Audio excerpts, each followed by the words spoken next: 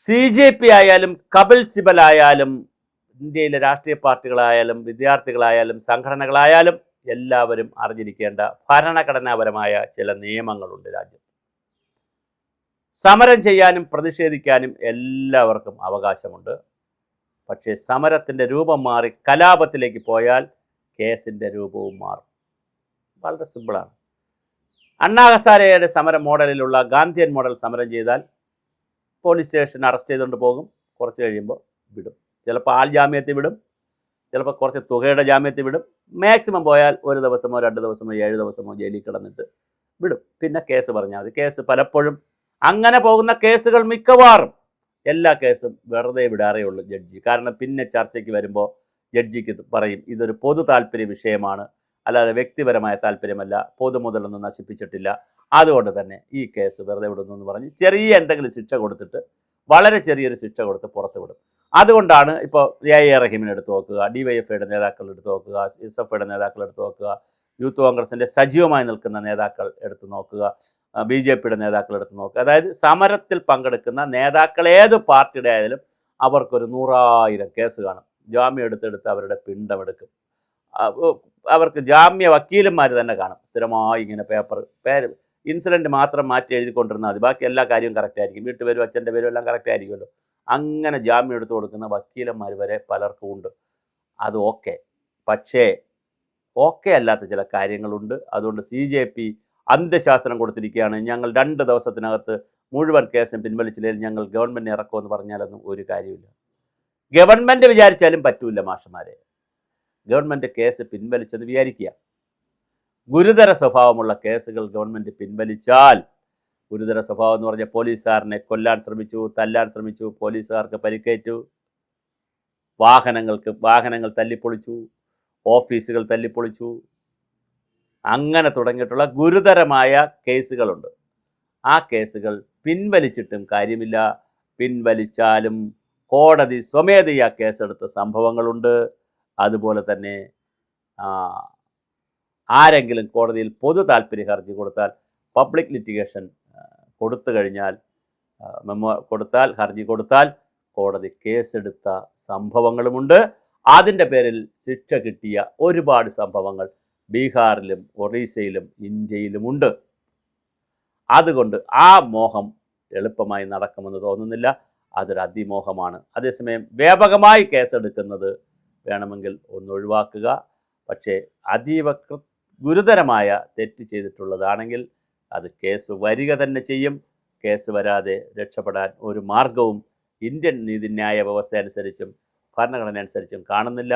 അതുകൊണ്ട് കേസിൽപ്പെട്ട് ഈ സമരത്തിനൊക്കെ പോകുന്നവർ ശ്രദ്ധിക്കേണ്ടത്, വല്ലാതെ അങ്ങോട്ട് വയലൻ്റായി അത് നോട്ടബിൾ രീതിയിലൊക്കെ ആയിക്കഴിഞ്ഞാൽ സ്വാഭാവികമായിട്ട് ഇൻഡിവിജ്വലായി കേസ് വരും. വരാതിരിക്കാൻ ഒരു മാർഗവുമില്ല. കാരണം തല്ലാനും കൊല്ലാനും തല്ലി തകർക്കാനുമൊന്നും ഒരു വകുപ്പും ഈ സമരത്തിലില്ല. സമരം പലപ്പോഴും സമാധാനപരമായ പ്രതിഷേധത്തിനുള്ള സ്കോപ്പേ ഉള്ളൂ.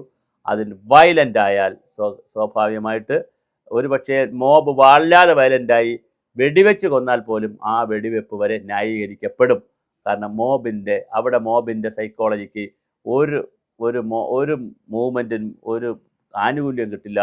വളരെ വലിയ വയലൻ്റായ ഒരു മോബിനെ വെടിവെച്ച് കൊന്നാൽ, അല്ലെങ്കിൽ വെടിവെച്ചാൽ, അല്ലെങ്കിൽ കളക്ടർ ഉത്തരവിടുകയാണ് ഷൂട്ട് എന്ന് പറഞ്ഞ് ഫയർ ചെയ്യാൻ പറഞ്ഞാൽ അതുപോലും ഷൂട്ട് ചെയ്യുന്നവർ രക്ഷപ്പെടും. അതാണ് നിയമം. അപ്പോൾ അതുകൊണ്ട് ലാ ആൻഡ് ഓർഡർ മെയിൻറ്റെയിൻ ചെയ്യുക എന്ന് പറയുന്നത് വളരെ പ്രധാനമാണ്. ലാ ആൻഡ് ഓർഡർ മെയിൻറ്റെയിൻ ചെയ്യുന്നതിൻ്റെ ഏറ്റവും പ്രധാനപ്പെട്ട കാര്യമാണ് കലാപത്തിലേക്ക് ഒരു കാര്യം പോകാതിരിക്കുക എന്നുള്ളത്.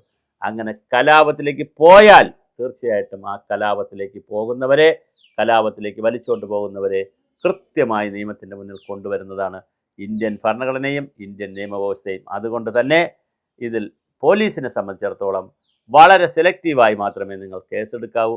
നിങ്ങൾ വ്യാപകമായി കേസെടുക്കരുത്. ഇനിയിപ്പോൾ അവർ വീടുകളിലൊക്കെ പിള്ളേർ ചെന്ന് ഒരാവേശത്തിൽ പിള്ളേർ വന്ന് സമരമൊക്കെ ചെയ്ത്, പക്ഷേ അടുത്ത ആവേശത്തിന് പിള്ളേർക്കറിയില്ല ഇതൊക്കെ കേസൊക്കെ ആയി ജോലിയാവുമെന്ന്. പക്ഷെ എന്തായാലും കേസെടുക്കുമ്പോൾ വളരെ സില്ലി സമരത്തിന് പോയി, അല്ലെങ്കിൽ മുദ്രാവാക്യം വിളിച്ചു എന്ന് പറയുന്ന സില്ലി കൊച്ചു കാര്യങ്ങൾക്കൊന്നും കേസെടുക്കാതിരിക്കുക. പക്ഷേ ക്രിമിനൽ സ്വഭാവമുള്ള വളരെ ഡിഫെൻസീവായിട്ടുള്ള ഒഫെൻസീവായിട്ടുള്ള കേസുകൾ എടുക്കേണ്ടി വരും. അത് കൃത്യമായി എടുക്കരുത് എന്ന് പറയാൻ നമുക്ക് അവകാശമില്ല. അവർക്ക് കോടതിയിൽ പോയാൽ ജാമ്യം കിട്ടണമെന്നും നിർബന്ധമില്ല. കാരണം കേസിൻ്റെ സ്വഭാവമനുസരിച്ച് മാത്രമേ ലാൻഡ് ഓർഡർ നിയമപ്രകാരം രാജ്യത്തെ ക്രിമിനൽ പ്രൊസീജിയർ അനുസരിച്ച് കൃത്യമായി അങ്ങനെ ഭരണഘടന പറയുന്നതും അങ്ങനെ തന്നെയാണ്. അല്ലാതെ എല്ലാ കേസുകളെയും എല്ലാ തല്ലിനെയും എല്ലാ കൊല്ലലിനെയും ഒരുപോലെ കാണാൻ നിയമവ്യവസ്ഥയ്ക്ക് കഴിയുകയില്ല. ഗ്രാവിറ്റി അനുസരിച്ച് നിയമം മാറും. അതുകൊണ്ട് തന്നെ കേസ് കുറച്ച് പേരെങ്കിലും കേസ് വരും.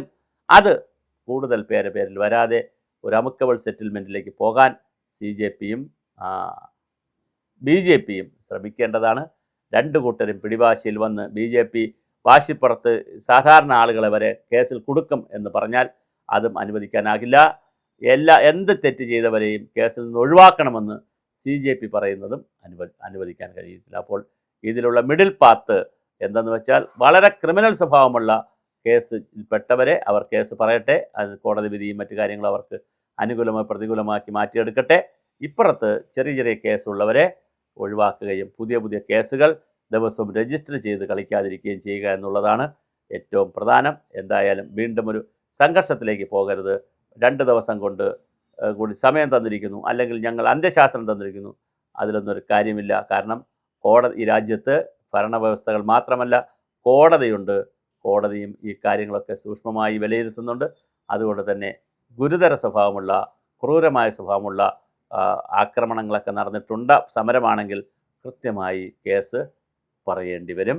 ശിക്ഷ കോടതി പറയുന്നതനുസരിച്ച് അനുഭവിക്കേണ്ടി വരും. അത് ഇന്ത്യൻ നീതിന്യായ വ്യവസ്ഥയുടെയും ലാൻഡ് ഓർഡറിൻ്റെയും ഭരണഘടനയുടെയും താല്പര്യങ്ങൾക്കനുസരിച്ച് മാത്രമേ നമുക്ക് മുന്നോട്ട് പോകാൻ കഴിയുകയുള്ളൂ.